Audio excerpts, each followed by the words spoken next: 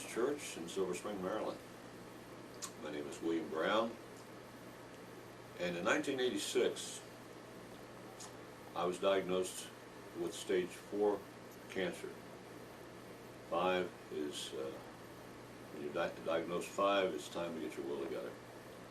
I was returning from a trip from Buffalo, New York, where I went to a cancer clinic there, and they literally threw me out saying that they couldn't do anything to help me, that I was too far gone. I was traveling down the highway with my wife, and I had had an aunt, a very religious lady, who upon her deathbed had gripped my hand and said, promise me, about a dozen times, promise me you'll be there.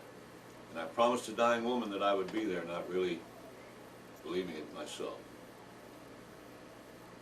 And as I'm driving down the highway, I hear her voice, promise me you'll be there. And I was absolutely shocked. My wife was with me. She said, what's wrong? I said, I've got to find a church. Coming up on the highway, there were 3 churches, and 2 of them were blocked by bushes in the center of the highway. And the third one, I just drove right across in front of the traffic and everything, pulled into the drive of this church. It was a Grace Brethren Church in Southern Maryland.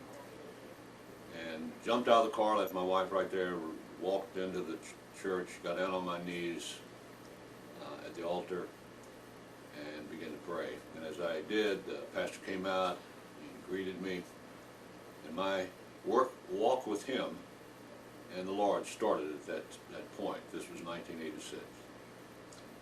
At some point, I told the pastor, I want to be baptized, I want to be sanctified, I want to join the choir, I want to get into a Bible study, I want everything you have. And he gave it all to me. At some point, several weeks later, an operation was scheduled. I went to John Hopkins, and they said, we're not going to kick you out. We don't know what the outcome will be, but we won't send you home until we find how we can help you. And they scheduled an operation. And just before that, this pastor called me and said, and I had become very active in the church by that time. The pastor asked me, have you read the book of James? And I said, I know it's in the Bible, but I didn't know where it was. He said, go home and read James and tell me what you think. So I focused on that one verse which said, if you call upon the elders of the church, they shall come and pray over you, anoint your head, and you shall be healed. So I called the pastor back and I said, I'll take some of that too. And he laughed and said, how about us scheduling a time to come to your home? So he did. It was one night, there was a snowstorm going on, and he and 4 or 5 other brothers, they were all young people. The pastor was only about 30. The rest of the fellows were in their early 20s. They were all married. Came to my house, got on their knees in my living room, and laid hands on me, anointed my head. And I told my wife when they left, there's something about this night. I can't put my finger on it, but I just feel unbelievable. I just feel great about it.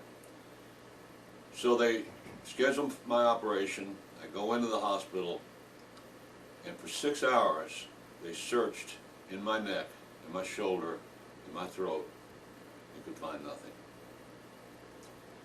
So I'm a very blessed person, and I know that God's hand was on me, because I was not a very nice person prior to that, and he gave me a second chance.